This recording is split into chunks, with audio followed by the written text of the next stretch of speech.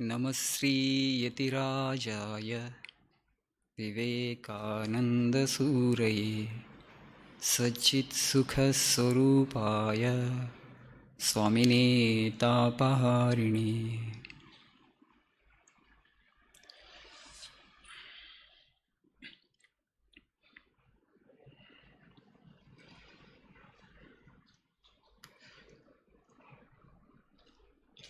Today we shall know the story of Karkati from Yoga Vasishta. There are many stories in Yoga Vasishta, a great Advaitic text. Why I have picked up this story is, the whole world is passing through a momentous and very troublesome phase. This coronavirus has affected practically every life on the planet. Such a major disruption to life has never happened before. So interestingly, here in this Advaita text, in this story, the story of Karkati, Sage Vasishtha discusses about the virus. And he narrates this story to Rama. I was really surprised when I came across. Already actually many scholars have told that there is this virus, there is a mention of it in Yoga Vasishta. So I just grew curious and read the story. It's a very, very interesting story. Virus is neither life nor not life. It is neither animate nor inanimate. So something inanimate, some nucleic acid, which has no life, suddenly becomes life. It's not bacteria. Bacteria is life we know. Bacteria has cell. So we can kill bacteria by using antibiotics. But the problem with virus is, it is neither life nor actually not life. It is in between. It is between existence and non-existence. We talk about Maya. What is Maya? It is neither existence nor non-existence. It is in between. You can't say it is non-existence. You can't say it is existence. The same is a thing with virus also. You can neither say it is life nor you can say it is not life. So that inanimate thing suddenly becomes active and see the trouble for the world. So Vasishtha was telling this story to Rama. Very beautiful story. In between there is a lot of philosophy. There was a Rakshasi by name Karkati that used to live north of the Himalayas. Philosophy you give it, very difficult for people to digest and to understand. They feel bored. So stories are always interesting.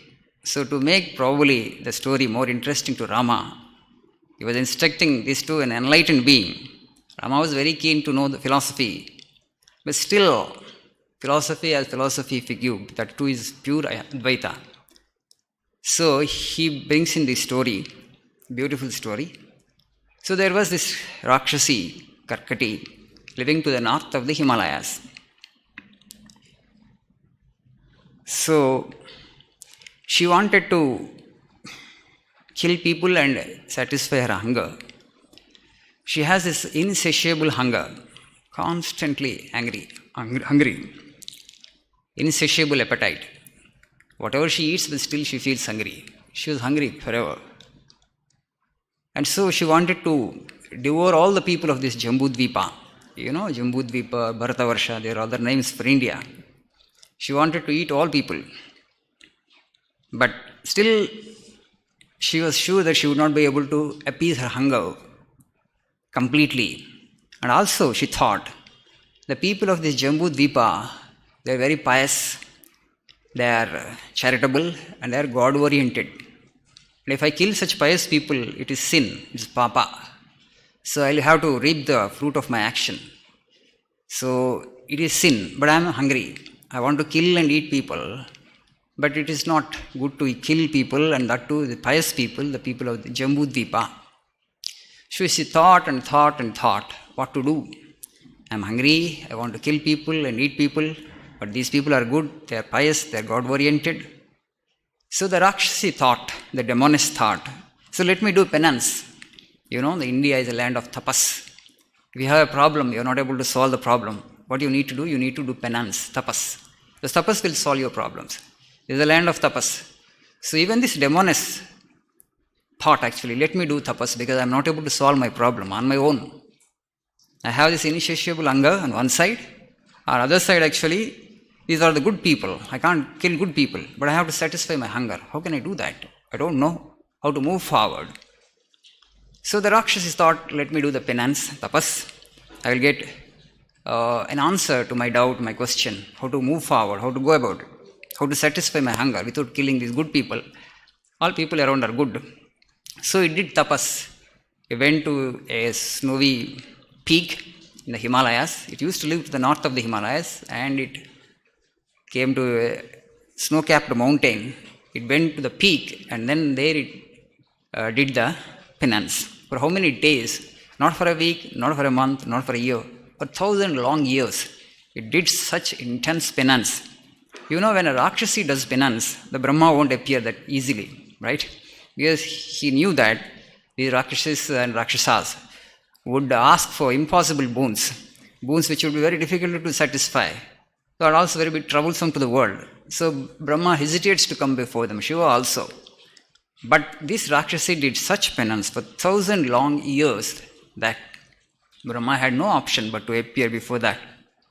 And so after 1,000 years, Brahma comes before the Rakshasi. Just before Brahma appeared before it, the Rakshasi thought, okay, anyway I have done tapas for 1,000 years. Now Brahma is coming before me. I'll have to seek a boon. What boon should I seek? It thought, it reflected. So the problem is hunger, how to satisfy my hunger. So I have a huge body now, so I find it very difficult to satisfy my hunger with this huge body. So let me become smaller than the smallest. If I become very small, it becomes very easy for me to satisfy my hunger, because if you are a huge body, however big your body may be, you have to kill practically people and satisfy your hunger. You have to pick up one by one individual at a time. But if I become very small, like a virus, okay? If I become Suchika, the word used in Yoga Vasishta is Suchika, means a small needle, invisible needle. Now, needle means not that needle which we use for switching clothes. Invisible needle. So if I become a Suchika, and if I become invisible and very small, then it becomes easy for me to infect, to invade every being on the planet, and then I can satisfy my hunger simultaneously. Because it's easy to penetrate, right? Because if you are very subtle, then you become like space, then you become all-pervading. You can go anywhere. So I can infect and invade every being, not just human beings, and then actually inflict pain upon them, and I can suck their blood and flesh, and I can satisfy my hunger, thought the Rakshasi, and just sought the boon. Brahma said, Tathastu. You will not only become a living Suchika, and you will also have a Vishuchika form. Suchika and Vishuchika form. So these two forms, it only asks to become very small. Brahma grants that you become also a Vishuchika. So what is Suchika and what is Vishuchika? So there is this Suchika means, virus we call it the inanimate thing, right? The nucleic acid which is lifeless, suddenly it becomes life. So now this Suchika and Vishuchika together has become life. So what today modern scientists say that virus is lifeless, it is between life and non-life. It has walked the inanimate form and suddenly becomes active and suddenly becomes life when it gets the proper host. That's what we say, but that's what we know according to modern science. So here Brahma has granted for this Rakshasi both the Suchika form and Vishuchika. So the Suchika actually the inanimate aspect of it, and the Vishuchika is that disease-causing aspect of it. So now it has acquired this ability to cause disease. Now it went about rampantly across, inflicting so much of torture, so much of pain upon beings, and practically devouring all the human beings. And so for many years, not just human beings, it used to infect vulture, it used to infect other birds, and it roamed freely across the length and breadth of the land, devouring all people and killing people. This virus, okay, this Rakshasi, which had a huge body, had sought a boon from Brahma and became a virus. And so, for many years, it devoured whoever actually it wanted to devour. It had many powers, a terrible demoness, a subtle demoness now. Earlier it had a huge form, now it has become very small and subtle, invisible to the eye. So if it is invisible to the eye, you can just go anywhere, it becomes like a space. And so, I will just tell few points directly from the book, because otherwise you might think that everything is my interpretation. I want to confine my interpretation to a very small thing because it is there in the scripture. So you know that through penance even poisonous fumes also can be checked. Poison also actually you can neutralize. So when Brahma said that Tathastu to the virus, actually he also had given actually a mantra. He said, you will develop the capacity to inflict both, to affect both good people and bad people also. So, good people you can infect and also bad people. So, Brahma actually gives a mantra and he says, good people can save themselves by chanting this mantra. If you are infected with this virus, Brahma himself, creator himself actually, who endorsed the virus with the power. Now you just see, this is invisible, small life, insignificant life. Human life is the highest life on the planet Earth. Okay? Even it is not even an ant. At least an ant has a brain. If an ant actually is troubling us, it's okay because it has a brain, it has a nervous system, it is a conscious individual being. But whereas this virus is invisible and such a tiny life, insignificant life, virus and bacteria, micro life, right? It's insignificant life. But that such insignificant life is affecting the greatest life on the planet Earth, namely the human life. Just see. How do we think actually it is possible for such insignificant life to affect the greatest life on the planet Earth, namely the human life, without if it is not empowered by the divine power? So Brahma said, you will have the capacity, you will have the power to infect both good people and bad people, but good people can save themselves from the mantra. So he had given the mantra to the Rakshasi itself. If anybody chants this mantra, you will not be able to affect them. That mantra is given in Yoga Vasishta. The mantra is actually the Bijaksharas, and so whoever wants this mantra, after the class is over, you can have this, because we have this printed form of the mantra is being given to you, because Bijaksharas are there. I am not actually chanting this mantra, and only those who have faith actually take this and chant this. So this mantra is given by Brahma himself to that Rakshasi, and you can infect both good people and bad people, but whoever chants this mantra, you will not be able to inflict pain upon them, or you will not be able to kill them. So she became so subtle now, started infecting all the people. So, but afterwards, because her intention was bad, when she did tapasya, or she sat for tapasya, her intention was to have more number of people to appease her anger and to kill people, right? Hiranyakashipu did tapas, we know. Ravana did tapas. Such intense tapas they did, but the motive was impure. So if your motive is not good, even if you do tapas and if you are empowered by the divine, it will only cause more destruction to the world and ultimately causes destruction to yourself. So it's always important actually when you do a good action, okay, what is your motive? Why actually you are doing that? This Rakshasi, Karkati, did such intense penance for 1,000 years, but with a bad motive. Let me kill more people. Let me trouble more people. Let me devour life. So motive was impure. And now when motive was impure, automatically you don't know how to choose. Brahma appeared before it. What did it choose? Actually, let me become smaller than the smallest. Let me become virus. Brahma said, Tathastu. Okay, whatever you wanted, I am granting you. So because motive was not pure, it could not choose the boon properly. It could ask for something better from Brahma, the Lord himself, the Creator himself. So now, after killing so many people, one day it saw its face became very dark and there was a cloth in front of it, black cloth. What is that? My own bad karma. My own bad karma is showing upon me. So suddenly the virus got frightened. So I am killing people. It's not actually a good karma. It's a bad karma. I will have to suffer in future because of this bad karma. Why did I choose a boon like this?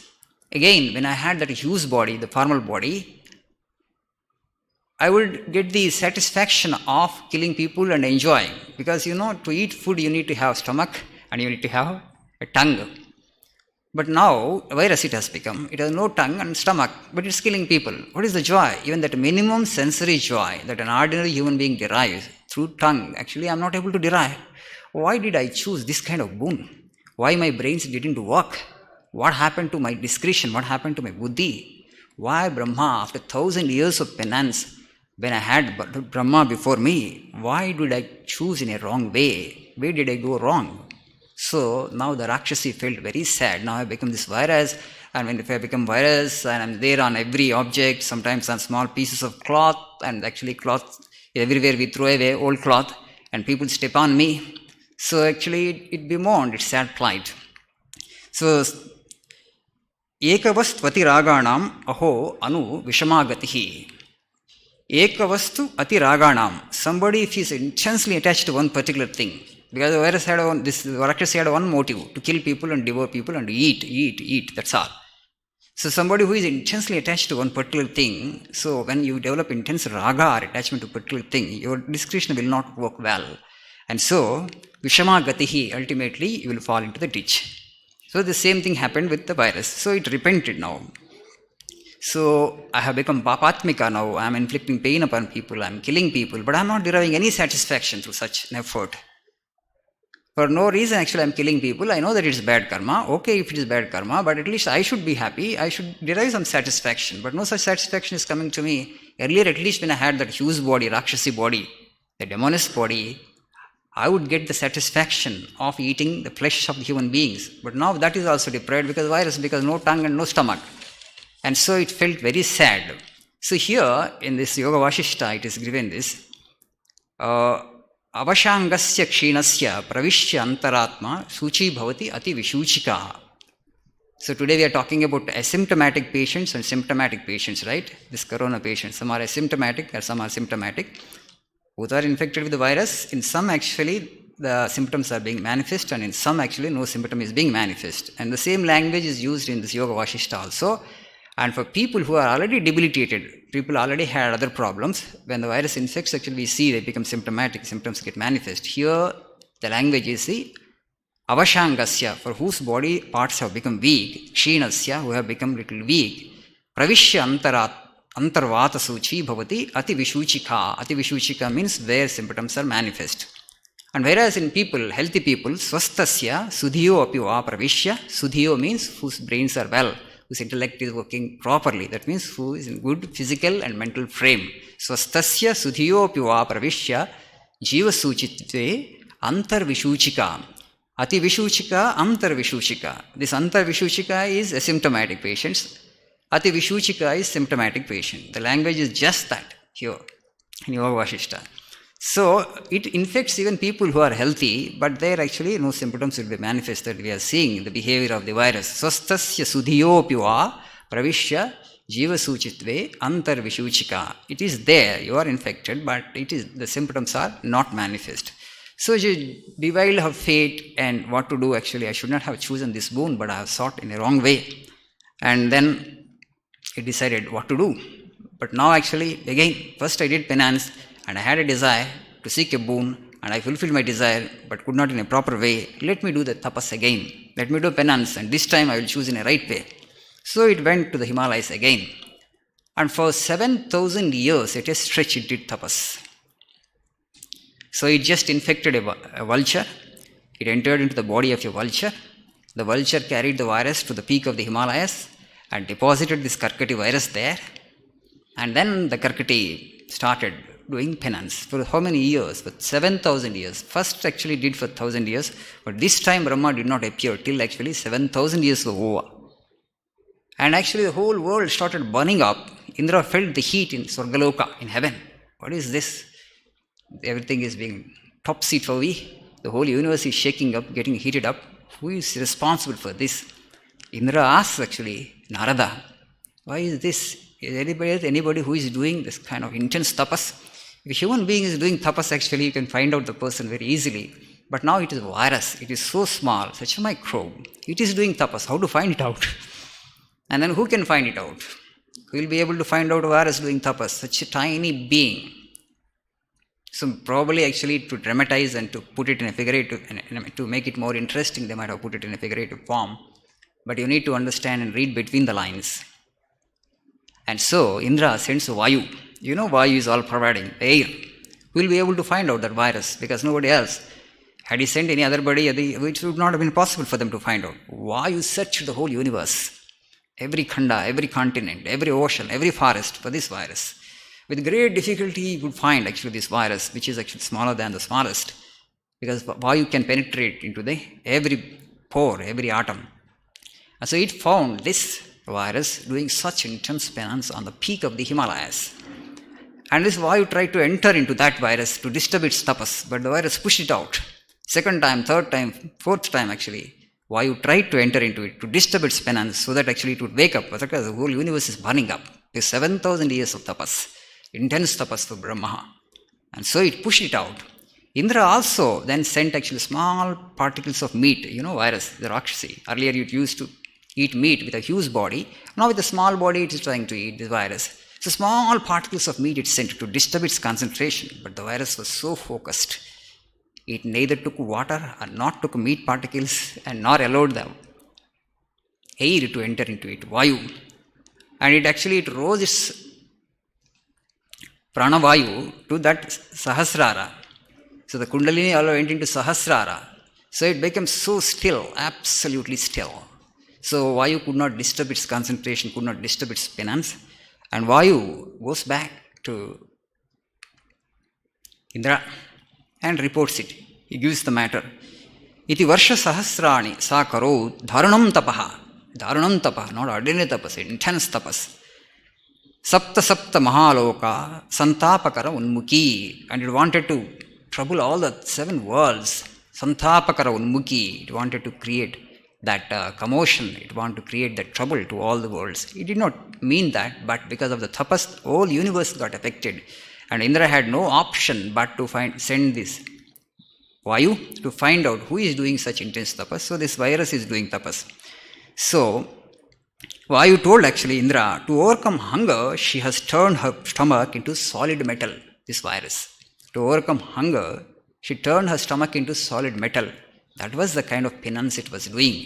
So he said, Karkati, a Rakshasi by name Karkati, is doing intense tapas on the peak of the Himalayas, and an unprecedented kind of tapas. So then Vayu tells Indra, unless and until this tapas is stopped, you won't be able to survive. It will burn us up very soon. If we don't break the tapas, if we don't go and disturb the tapas, but Vayu tried, nobody would be able to disturb the tapas of the virus because it was so intense and it was so determined. So they all, as usual, actually go to Brahma. Oh Creator, go and try to satisfy whatever the desires that the virus has, actually. Satisfy the desire, give the boon, confirm the boon on the virus, and please save us, otherwise we will all get burnt. So Brahma had no option. This time he delayed. First time after 1,000 years he appeared before the Karkati Rakshasi.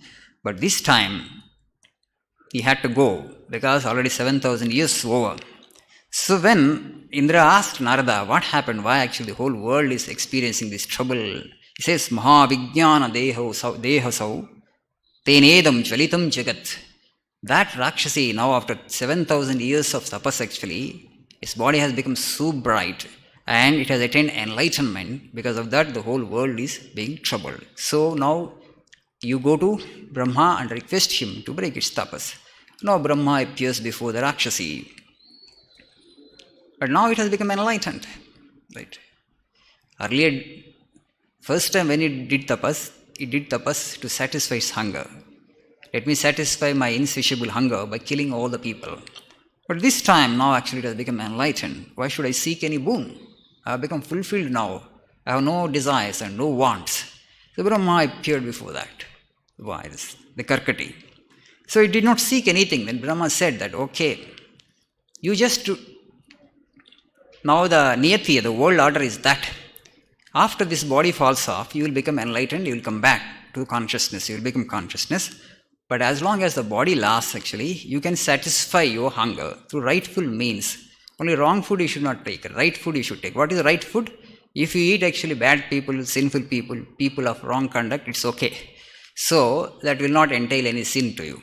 If you want to satisfy your hunger, you satisfy by killing such people. That's what actually Brahma says. But the Rakshasi says, I should not kill anybody and everybody. Good people, if I kill, actually, it is sin. Moreover, now I have become enlightened. It doesn't matter for me. Why should I satisfy my hunger? I will drop the body. Physical life and death are one and the same for me. For an enlightened being only it happens. Enlightened being who has transcended life and death, they don't keep the body. It is their choice. If they want to keep the body, they will keep. If they want to drop the body, they can drop. Now you and I have no option actually. We are attached to the body and it becomes suicide. Don't do that. After enlightenment, you will have an option. Either you want to have the body or you can dispossess it. You can drop it. So this Karkati also thought actually, why should I trouble anybody in the first place to satisfy my hunger? So hunger actually is only for the physical body. So I don't need the physical body. Now I become enlightened. I will drop the body. But Brahma actually says, no, don't drop it like that. So as long as the prarabdha lasts actually, let the body float. So whenever you feel hungry actually, you go about and whoever actually is there, wicked people, or demonical human beings actually, or other beings, cruel human beings, you actually eat them up actually. You will not incur any sin thereby.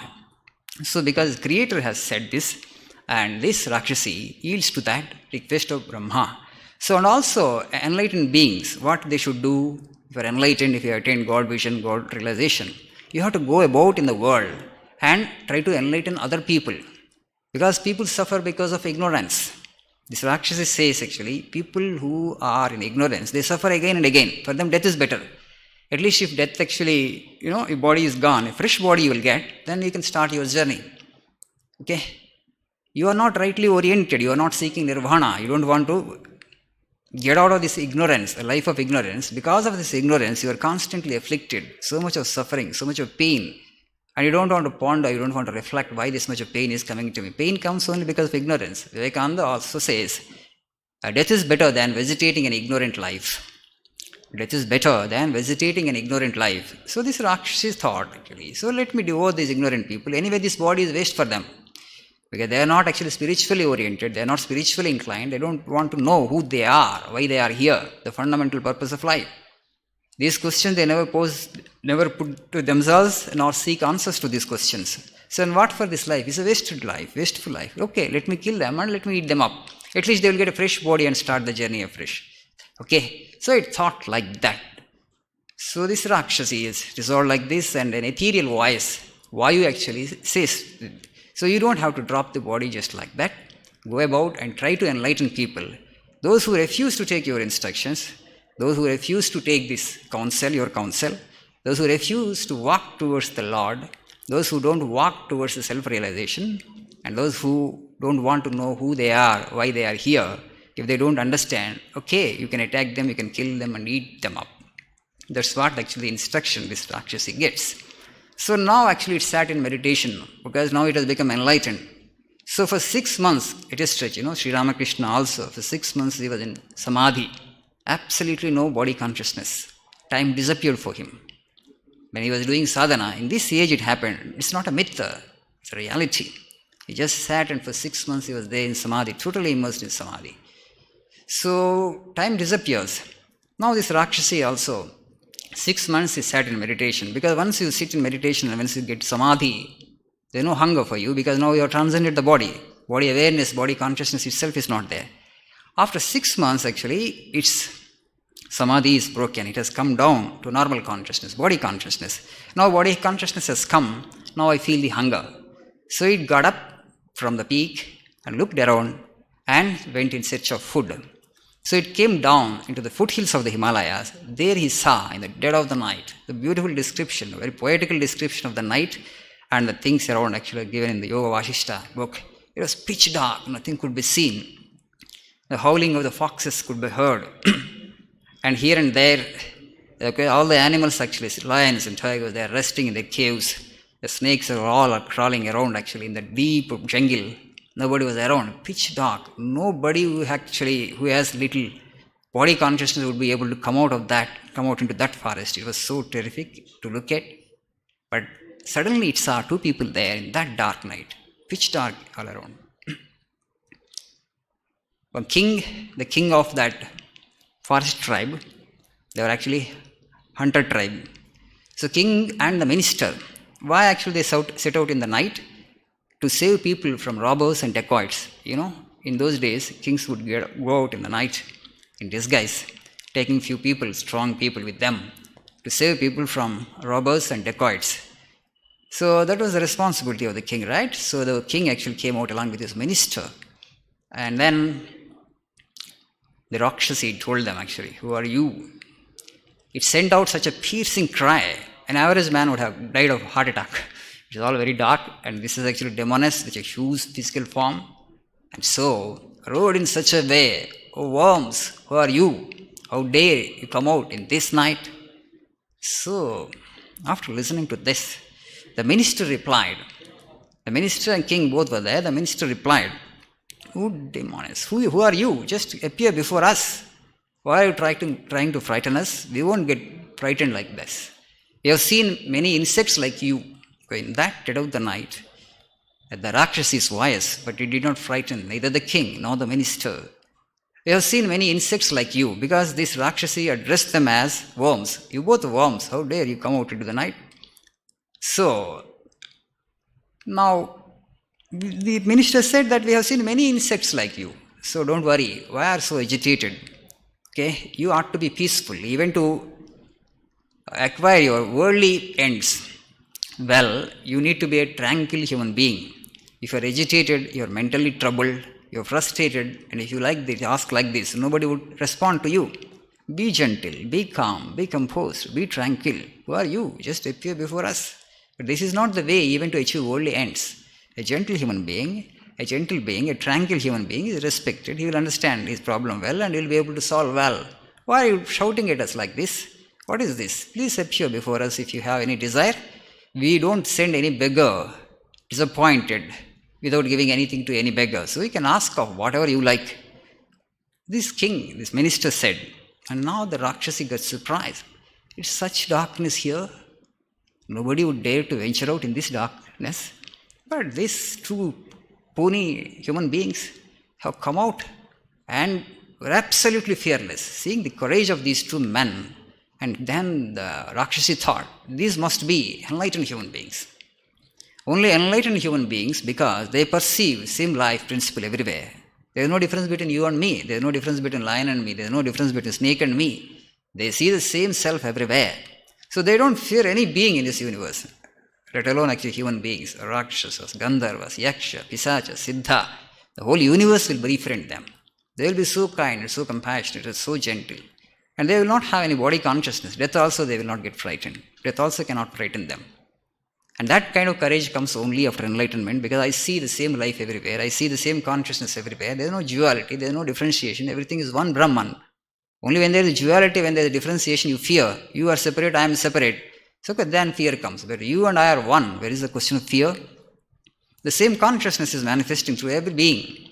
And so they were absolutely tranquil and absolutely fearless in the dead of the night, dark, pitch dark. All around actually the wild animals were howling and growling. So here and there the cries of birds and all these insects and poisonous creatures were heard. But these people are not frightened in seeing demon. And then the demoness appeared before them. And it said to the king, you don't have a wise man as your minister.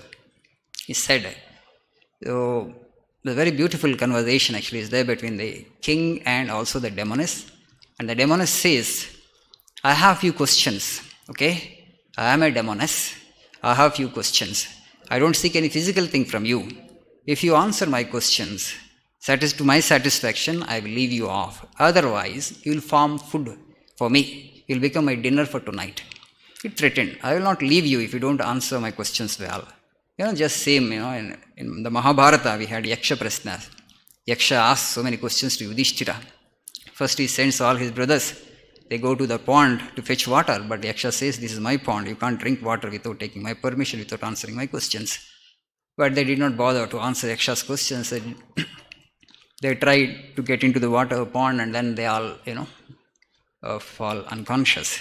But here also the virus, so the Rakshasi Karkati asked these two minister and the king such philosophical questions.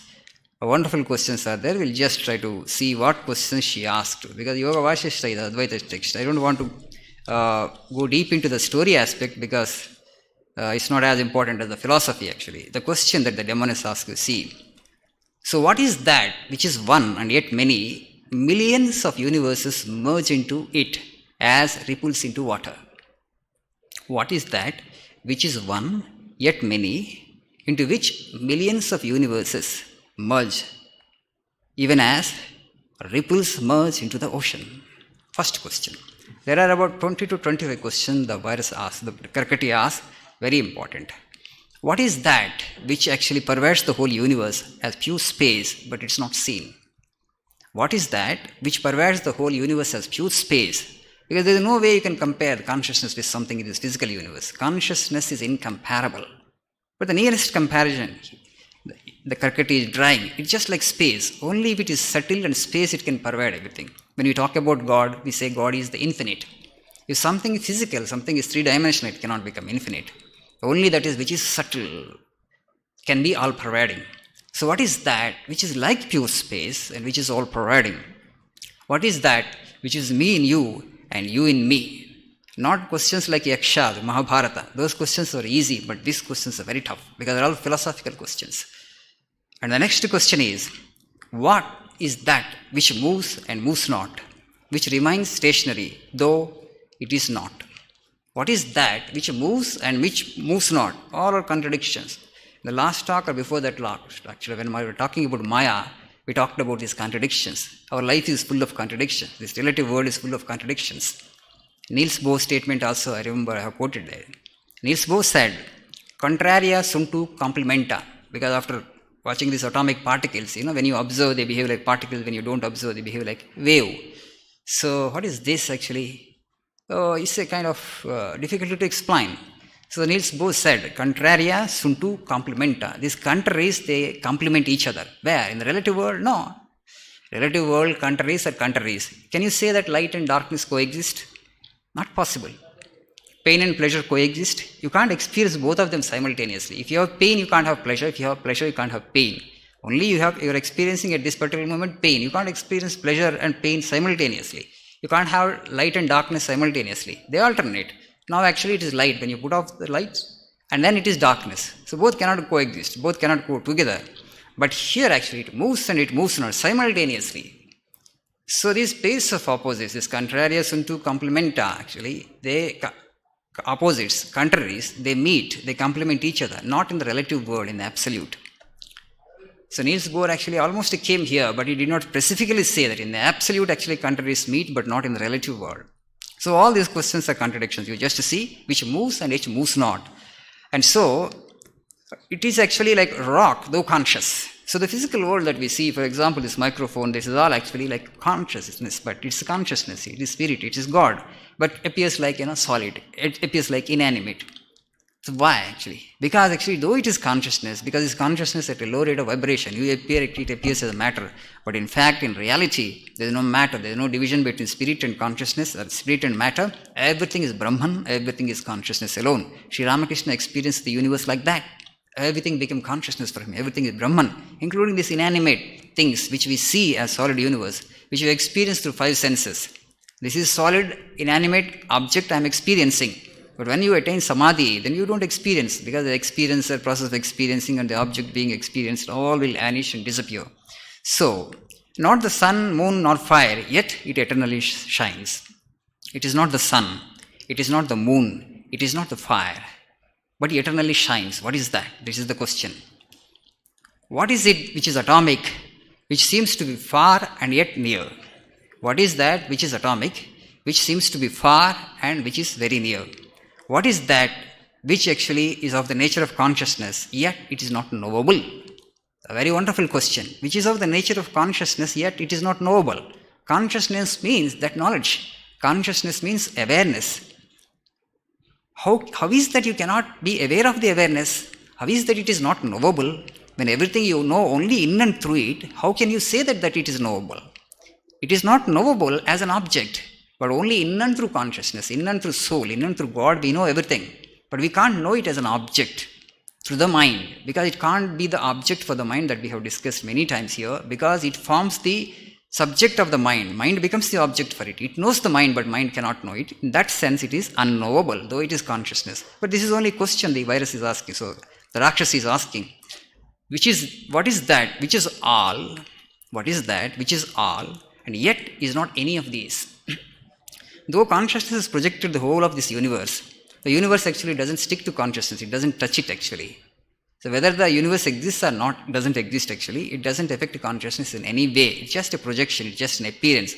Sometimes it manifests, sometimes it finds expression, sometimes it doesn't find expression. It gets dissolved, it goes back into the consciousness.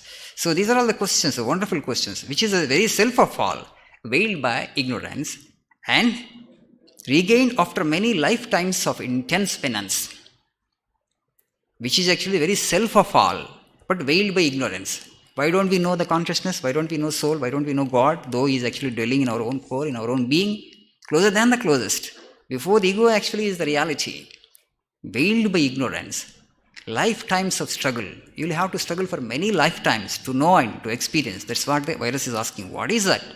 Which actually, though is very close, veiled by ignorance, covered by ignorance, it can be experienced only after through lifetimes of spiritual sadhana.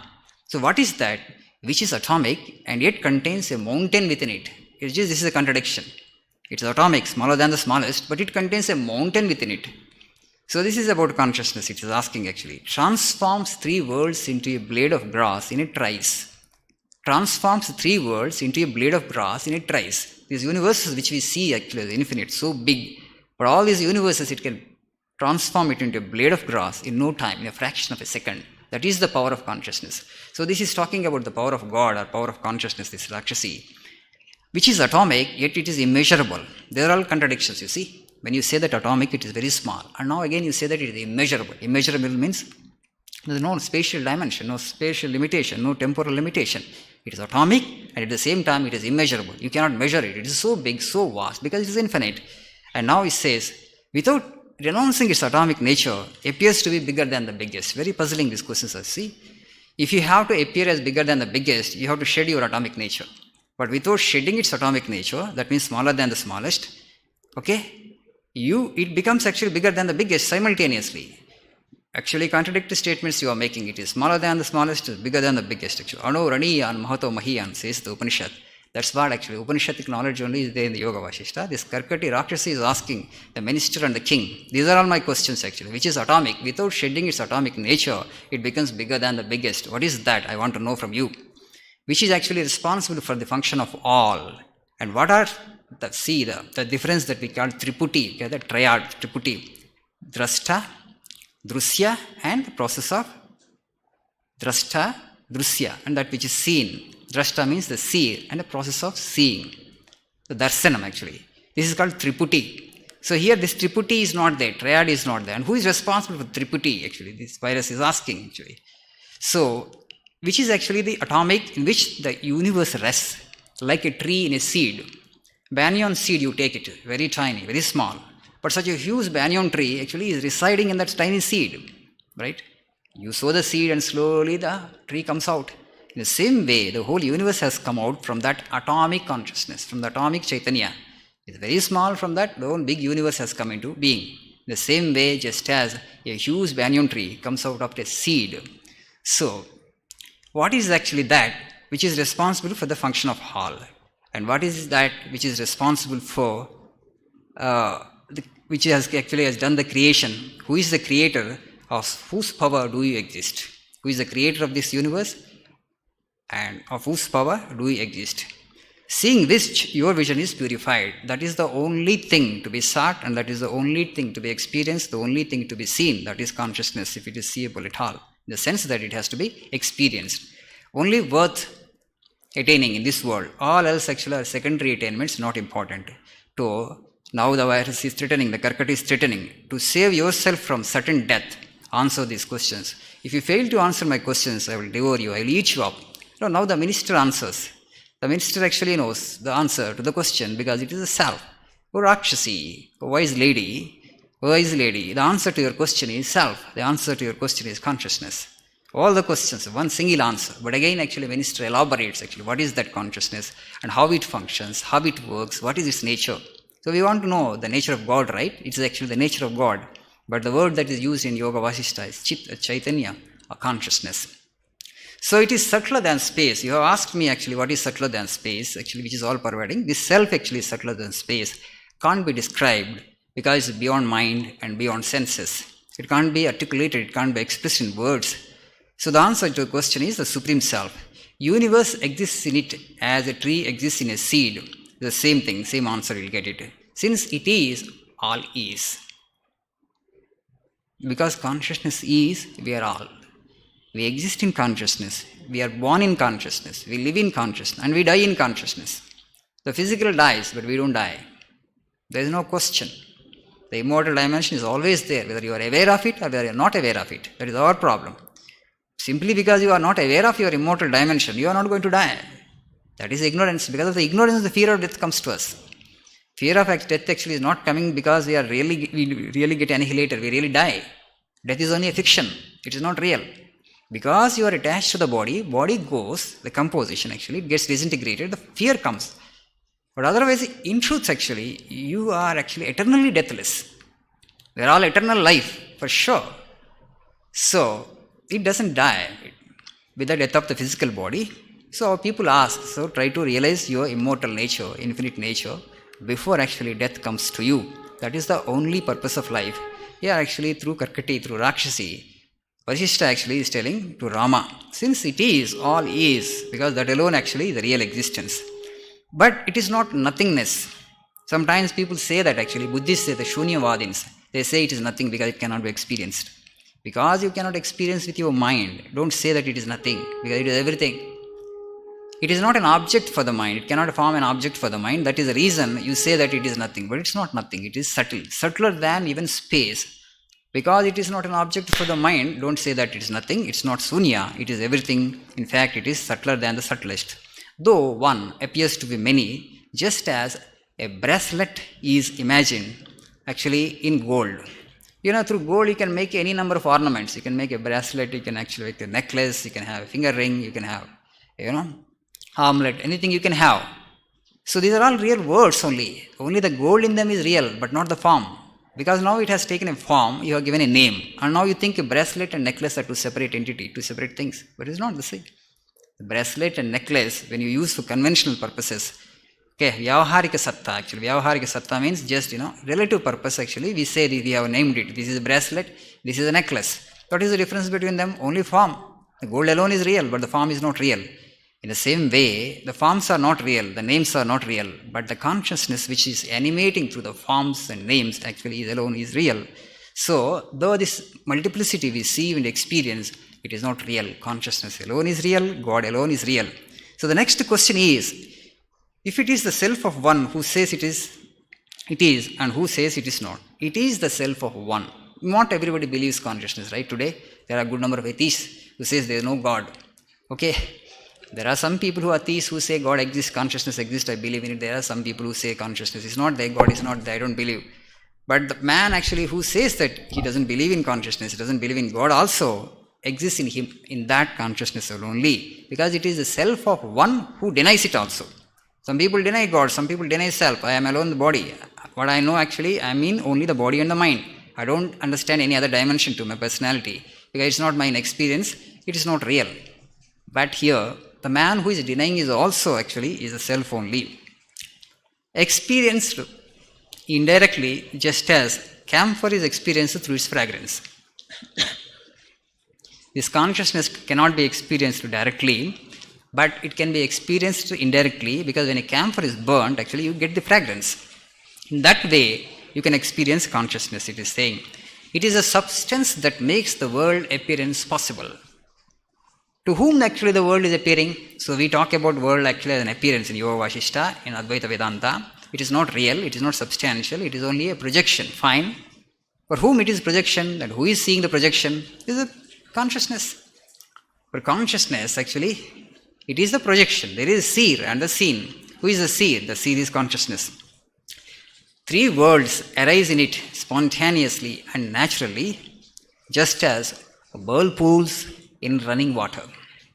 When the river, when it actually flows, the water actually is moving fast. A lot of depth is there. Whirlpools are formed. The whirlpools, river doesn't make any effort to create whirlpools, right? Sudigunda.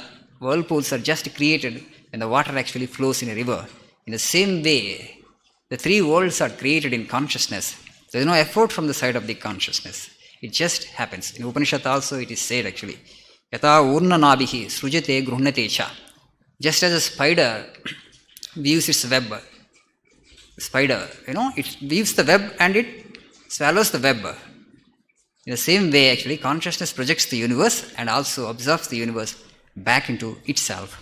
So it has neither I nor you. The minister is answering these questions. There is no I and you. These are only notions. Once these notions are I and you are dropped, you remain as consciousness. You remain as God.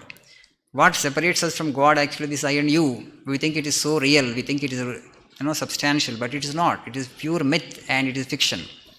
So it has become almost real for us because of our identifying with the body, and as we don't inquire into the real nature of being, so this I and you are separate from me. So you are different and I am different. As long as you have these notions, you and I, you won't experience consciousness.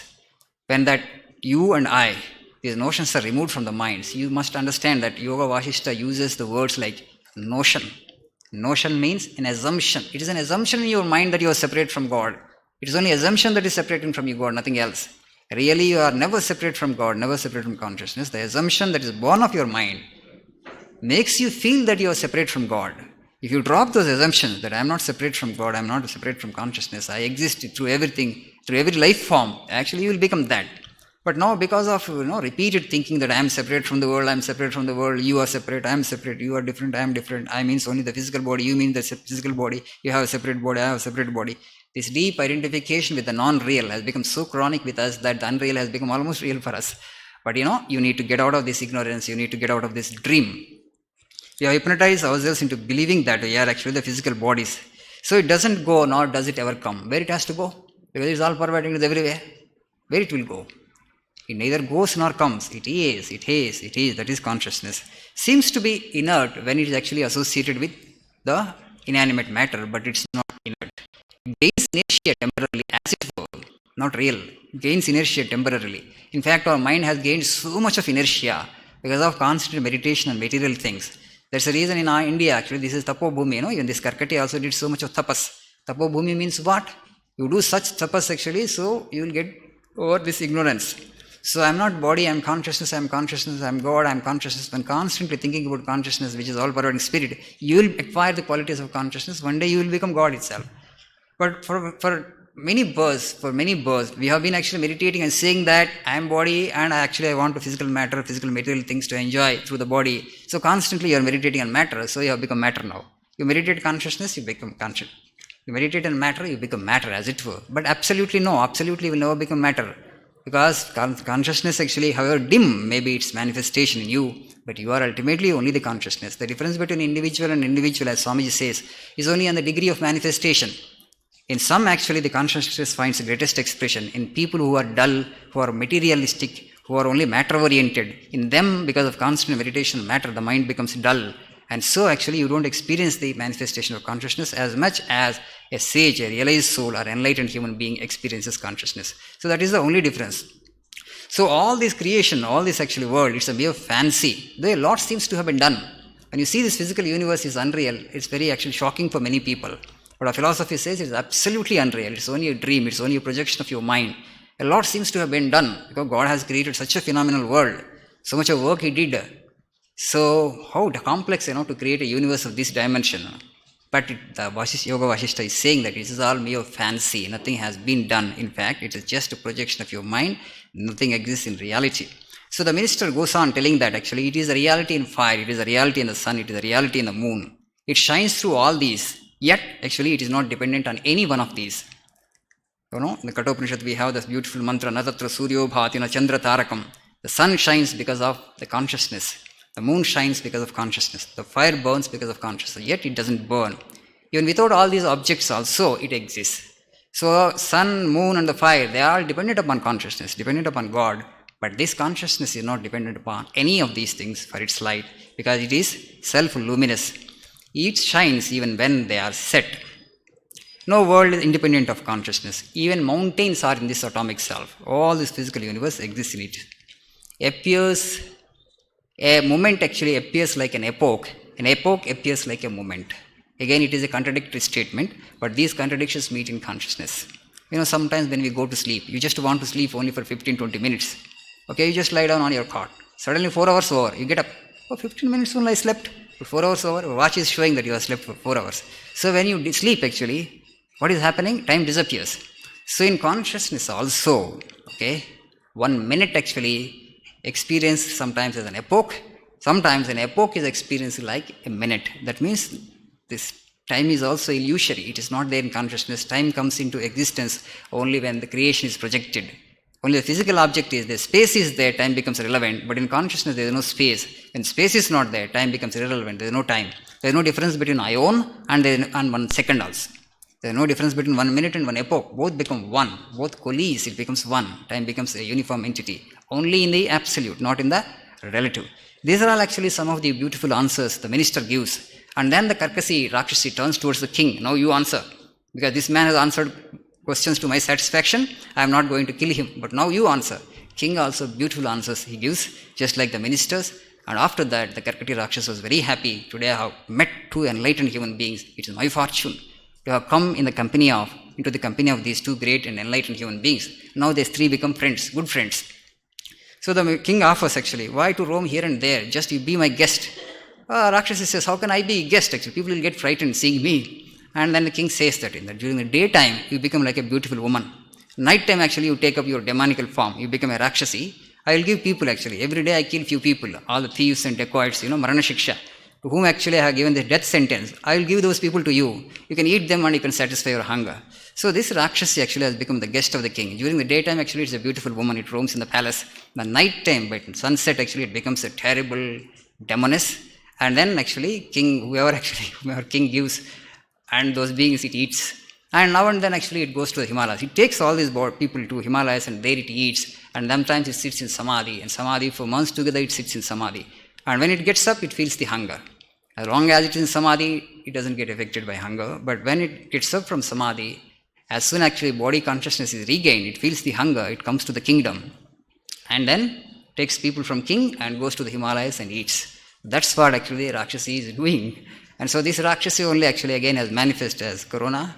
So this mantra actually, if you want actually, people will give you the printed form of the mantra. The Bijaksharas are there. This mantra is given by Brahma himself to none other than this virus Rakshasi. Before that it was virus. Now it has become again a physical body. The story tells it.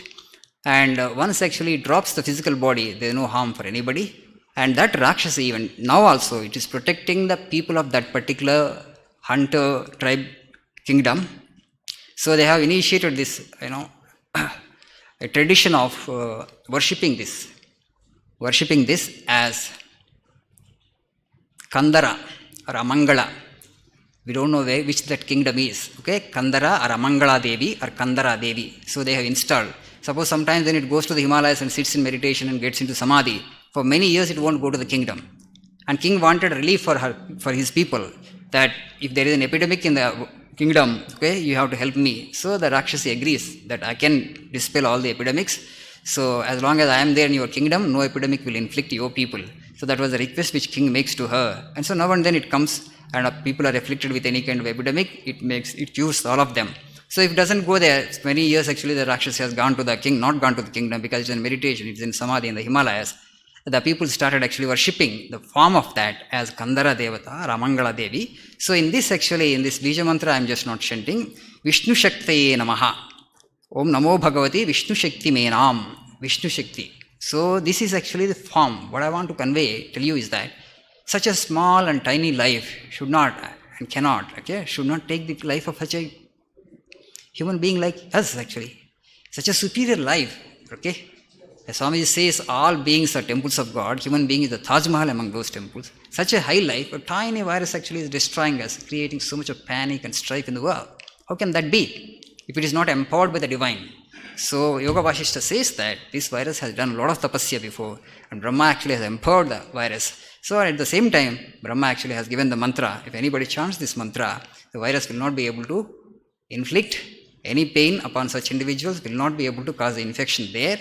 There actually the Vishnu Shaktaye Namaha, it is a manifestation of actually divine force in a way, because Brahma himself has empowered. So whole of the creation actually the Lord's manifestation, everything happens by His will. So by chanting this mantra, you will be able to overcome the fear of Corona. So only if you have faith, you repeat this mantra. Okay, otherwise you just take medicine. Ayurveda medicines are available, homeo medicine is available. If tika comes, you can take the tika also. And one more actually thing is, if you repeat God's name, this is also God's name only. Vishnu Shakti Namaha means only you are taking the name of the Lord. If you take the name of the Lord, you will not have the fear of disease, fear of this particular virus. This is what actually sage yoga. Vasishta actually narrated this to Rama. So in this Advaita text actually the story comes, that's why it's very interesting. Had it come in any Purana, I would not have bothered. But this is not an ordinary book, Advaita text. So there is nothing actually you can deny or dismiss as something not important, because it is told by sage Vasishta to Rama. So it is not a fiction, it's real. And this mantra is very potent and very powerful. So people actually distributing that, if whoever wants it, take. Only if you have faith. Okay, when you get out, actually take this mantra. Not necessary to send to everybody and anybody, because these bijakshras are there, and only those people who have faith, and to them you send this mantra. Okay, let us stop here for today. Harihi Om Tassat. Sri Rama Krishna Arpanamastu.